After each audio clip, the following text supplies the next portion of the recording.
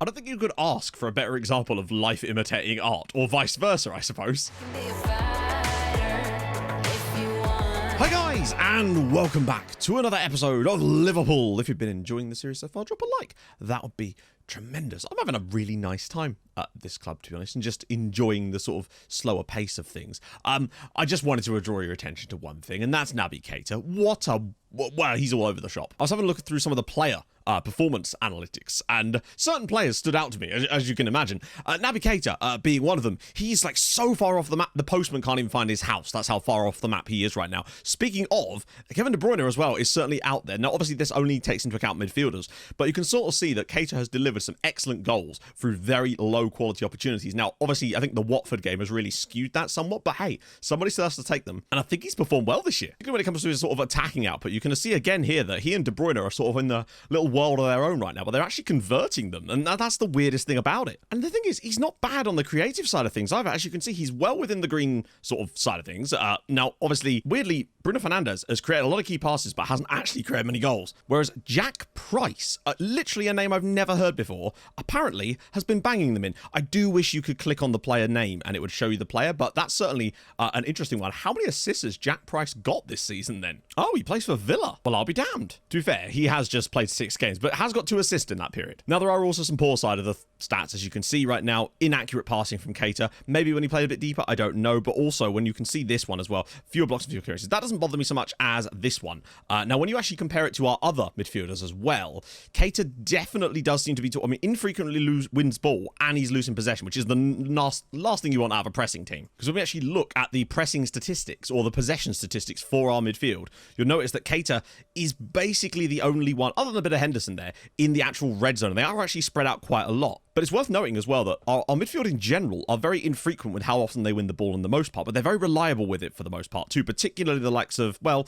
everyone's sort of on this central line, except for Thiago, who's very good. Anyway, though, things are on a good run for us. 6 consecutive wins in all competitions. We're unbeaten since the EFL Cup game against Saints. And today, we actually have a home game as well against Leeds United, at home against Leeds, then Spurs away, and then Porto. Massive stuff with Porto. That could decide everything. But we've given ourselves a chance with that great victory against Inter in one of the weirdest games I've seen for a while. If you missed the last episode, go back and watch the Inter game. You will not regret it. Trivia time. So, we're playing Porto at the end of today's video. But my question to you is this. Who is Porto's all-time top scorer?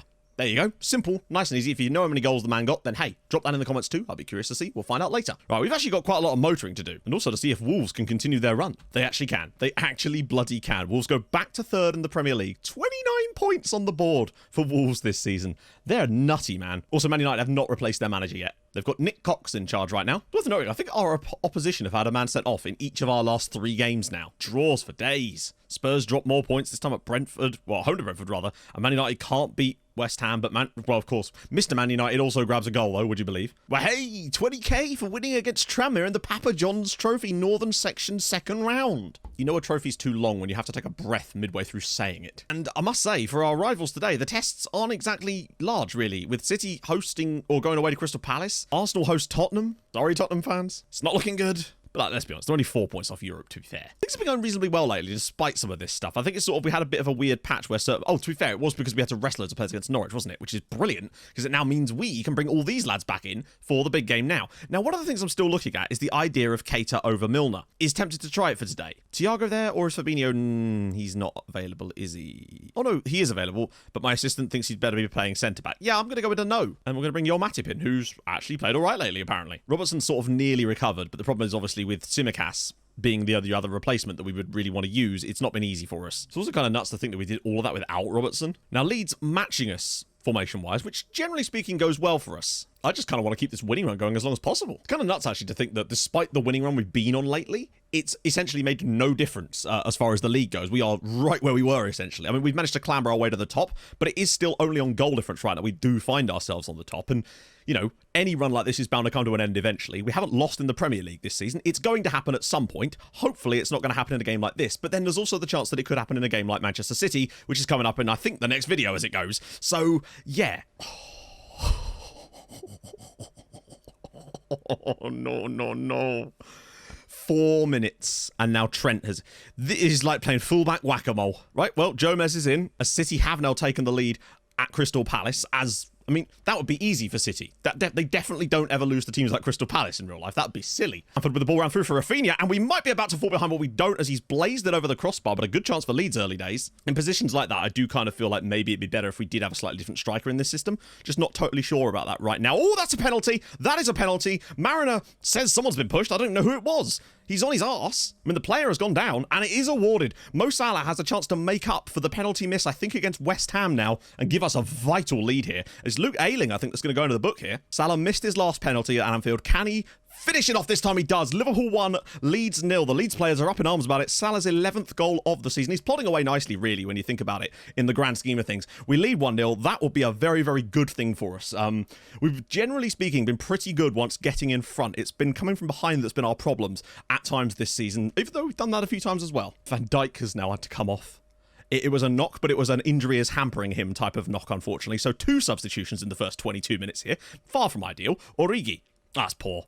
Ailing out wide right, trying to make up for the foul on the penalty here. Got to block this cross. We don't. And Alisson's missed it, and it's a goal for Patrick Bamford. I mean, that just looks like a goalkeeping error, quite simply. Alisson has absolutely... He's not had the best time of it lately. Is he pulling his trousers up there? What's he... Ah, I see what it is. A bad performer always blames their equipment. And Alisson looks like he's blaming his shorts for why he's missed this one. He's come flying out, missed it entirely, and Bamford's there as well. I think the defenders leave it because Alisson's probably given them the call. Nice again. Henderson. There's the ball for Mane. Needs a good first touch. And the... First touch is great, actually, and it's 2-1 to Liverpool now. Mane with his 9th goal of the season. What a pick out. I think that was Hendo with a gorgeous ball over the top, and I suppose that's what makes this system tick, really. When the likes of Origi drops short, and it just seems to drag people with him. They all get stretched all over the place, and Mane can make that little inside run into that space. The first touch isn't even that good, but it's enough as the goalkeeper's fluffed it. Liverpool 2, Leeds 1. Both of our wide men on the score sheet now. Excellent news. Got 2 players there on him. If you can take these 2 both out the game, that'd be ideal. Whips it in, and Origi's header is over the bar. Out wide, flying into the box now, actually. Can he whip it across for someone? He does, and it's in the back of the... No, it's not in the back of the net. Incredibly cleared off the line by Leeds. That very much should have been 3-1 there. Robertson's ball. Konate's header. Cleared away again. City lead Palace 4-0 in the first half. They really are trying to put the hammer down to us at the moment. Trying to catch a little bit of goal difference up, it would appear. But we've still got to get results ourselves here. We've definitely been the better side in this game up to this point. But it could all change if Junior Firpo... Oh, good save from Alisson. Half-time it is Liverpool 2, Leeds 1. I think we've deserved the lead up to this point. That was a great chance there, though. We need to do better. Arsenal now are beating Tottenham, so all the teams towards the top are winning. Robertson's ball in. Konate this time, and he does get it. We've been threatening for that for a while. We haven't really scored that many from set pieces for a while, it seems like. Liverpool 3, Leeds 1, and it's Konate. I think that might be his first goal for the club as well.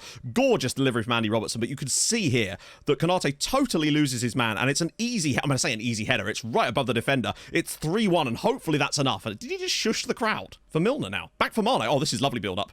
Oh, imagine if there was a goal on the end of this. Milner clips it all the way through as Henderson shot, and it's in the back of the net, and that might well be offside that time, but it doesn't look like it, as the linesman's flying back, and Salah's made it 4-1 to Liverpool here.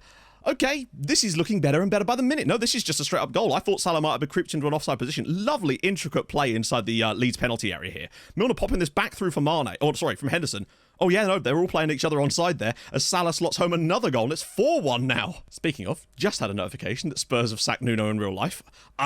I think it might not be long until it happens in game, to be honest. Robertson's ball in again, and Konate's there, and it's cleared over the... Oh my goodness me, we are smashing them now. In the end, it looks like it is going to be Liverpool 4, Leeds United 1, and in a game that at times I felt like we might actually struggle in, but in the end, it's turned into a very comfortable win against a decent Leeds United side. They're no mugs in the league or anything like that. Oh God, Alisson! Oh, he scares me, man. He scares me to death. But in the end, it's turned into another very comfortable league victory, and that's our 7th consecutive league win. Sorry, not league win in all competitions. That might be our best performance in the league this season, honestly. Great win. Robertson was brilliant. Keeps us top of the league as well. Extends that goal difference a little bit more. I mean, look at the gap between 4th and 5th now. That is mental. Bear in mind, Chelsea have the 2 games played more as well. The top 4 have absolutely broken away here. Bruised ankle. Oh, not ideal. 3 to 4 weeks, and Van Dijk, that's fine. Oh. Okay. Turns out Spurs just sacked Nuno. Within 2 minutes of me finding out it's happened in real life, Spurs have sacked him. Oh, here we go. United have just hired Zidane as manager. Seems like if Ole was to go in real life, I don't know if that's really something that's likely. I want to see who Spurs appoint now. I don't think you could ask for a better example of life imitating art, or vice versa, I suppose. So, Van Dijk seems fine. Jota's now back. Gomez and Minamino. Robertson, weirdly, yeah, he's fine, but obviously no Trent. So worrying about the right-back spot here. Wow. Mother of goodness. Wolves win again! Wolves have gone up to third again now with what's that, their 10th win of the season? Yeah, City are really putting it down, though, now. Putting down I mean, they must have won about 5 in a row as well now. Okay, well, we know what we have to do here. Go and win against managerless Tottenham. But it is going to be a bit of a struggle, I sense. Endless amounts of rotation are going to be required here. But it's a tough one. Firmino's back, which is good. But this is a very changed team. It might honestly have to be Fabinho at right back. The back line looks pretty stable, other than the Fabinho at right back thing. He can do the job. I just would rather he didn't have to. Thiago there is fine, obviously. The Ox and Milner in midfield, again, it's fine because we can rotate them in and out, and we'll need these guys for the Porto game. The front line of Jones, Jota, and Firmino is good, but I worry about Jota and Jones as our front line. My hope is that we can actually do what we did against Norwich, which is where we get through with a weakened side. Slightly more weakened side. It's still pretty strong without those two. Something tells me this might well be our first defeat of the season. I'm normally a glass half full type of lad, but I'm out of coffee, so, you know, it's not even half empty, it's just empty with the dribble. Is that an expression? Watch our first league defeat of the season come to a managerless Spurs team. You know, we are away from home. It's Dean Rastrick's Spurs who we take on here. I mean, they're not doing that... I mean, they are. They're not doing well, are they? They're sort of mid-table at the moment. They're not that far off, and we're just on a great run, though. 7 wins in a row in all competitions. I think that's 5 in a row in the league, but we really do kind of need to make it 6, because Manchester City just cannot be stopped at the moment, and neither can Wolves, apparently. We're going to need some of the older heads in this squad to step up for us on a day like today. Thankfully, defensively, we're still very strong. That's one of the things that fills me with hope here, that hopefully we should be okay at the back. It's just my concern is often about us going forward in a game like this. But you never know. Hopefully the experience of someone like Firmino being back in the... Oh, wow, lovely bit of football here. It looks like Chamberlain gets for the shot away early days. I might try what I did in the last game too, potentially, about lowering the passing tempo and shortening the passes as well. Robertson's ball in, and Virgil van Dijk hits the post, and he can't put the rebound over the line. But this is a Spurs team with, you know, Son and Kane and Lucas Moura, some extremely quality football. Look at the space. If they could get the ball to the back post, which hopefully they won't. Hopefully. But they have anyway. As Fabinho loses track of Son, and it's 1-0 to Spurs after 7 minutes. Well, I mean, we can sort of see where the weakness was there. Fabinho didn't track the run. He had him, and then he just didn't. That said, I think maybe blocking the cross is pretty necessary here. They've got Dele Alli nicely stood up here, and they just sort of... yeah, don't. And then it goes all the way through the box. The defenders are at 6s and 7s. It is Fabinho's fault for losing Son, but also one of the centre-backs should have cut that out. Oh, it's a very strange pass. It's a very strange pass. Matip now, given a bit of license to run forward, finds Oxlade-Chamberlain. Round the side for Jota! He's blazed it over the crossbar. Great chance for him. It's not got a lot of support out there. He's tried to pick something special out for Milner, and he actually has. And Milner's shot is now over the bar. Looking long again. Knocked down, and Harry Kane's got this. And nobody's going across to track him. And Kane has hit the post. Oh, my God. Back for Thiago. Bit of space for once. What a ball for Jones. If he just finds this needs to go to a dangerous position. That's the problem. Here we go. Robertson. Oxlade-Chamberlain with the header at the back post, and it is 1-1. Spurs 1, Liverpool 1. Great cross from Robertson. He's been fantastic since returning to the team. And Oxlade-Chamberlain with that lovely late back post run from the midfield spots. A lovely pick out to find Curtis Jones. I thought he was going to whip this into a dangerous area, but instead finds Robertson. Just does the defender a little bit with a bit of speed. Whips it through. Oxlade-Chamberlain unmarked. Galini does get a touch on it, and it is 1-1, and I think that's deserved. We're playing all right at the moment, but I do think we might need to step it down a notch and in the passing and try to really play through Spurs, because they do appear to be having that sort of... oh my God. Pretty even game at half-time. You could say, well, maybe slightly edging it, and I'm hoping in the second half we can just start to take a bit more control. We need to. I've made the same change as I made against Leeds, dropping that tempo down a notch, and also dropping it down to slightly shorter passing. He's just been destroying them. Jones pulls back for Robertson, ball across and Jota, and it's well saved by Golini, but nice football. Thiago, what a ball. Curtis Jones, he's not going to be able to get the shot away from there, is he? No. Holds it up, pulls it across for Firmino, and it's 2-1 to Tottenham on the 50th minute. Lovely football. Curtis Jones with the great pullback, and Firmino just casually strolling into the box and rocking it home for 2-1. That's a really nice turnaround from the guys. This is what I mean. Like some nice football, but then Thiago could still pick out those kind of passes from time to time. Maybe we're finding a new sweet spot. Jones with a brilliant little switch of play, pops it across. Firmino, such a cool finish into the bottom corner. Tottenham 1, Liverpool 2, and can we make it 8 straight wins? Loads of space out wide. Just lovely, patient build-up from the lads. Shimikas now with a bit of room to run into, and he might be able to slip this through for someone. He's still got it. Pops it back inside for Curtis Jones.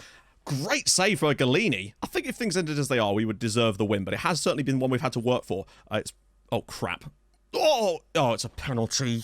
A handball? Are you kidding me? Thiago. He's not had a good game, and he's made it infinitely worse with that. Right, now we need Alisson to save a penalty, and I just don't see it happening. It's Harry Kane versus Alisson from the spot, and it's an easy one for Kane. Well, unless, I think it's unlikely. Unless Harvey Elliott bends this into the top corner here. I think this is likely to end 2-2, unfortunately. He seems to be wasting his time over it for some reason. Oh my god, he's gone for goal, and it actually was tipped over by Golini, which... It's not a bad delivery, you know. Virgil van Dijk's header over the crossbar, and no, it's going to be Spurs 2, Liverpool 2, our first drop points in a while, and it's all, well, I mean, it literally is Thiago's fault. He's decided to handball it for no reason. I mean, I think we were comfortably in control of that second half. Literally, it's the only shot Spurs had in the entire second half. Oh, well, it happens, doesn't it? We had to rotate a little bit for this one. I think the lads did a pretty good job for the most part, but then Thiago's decided to play idiot.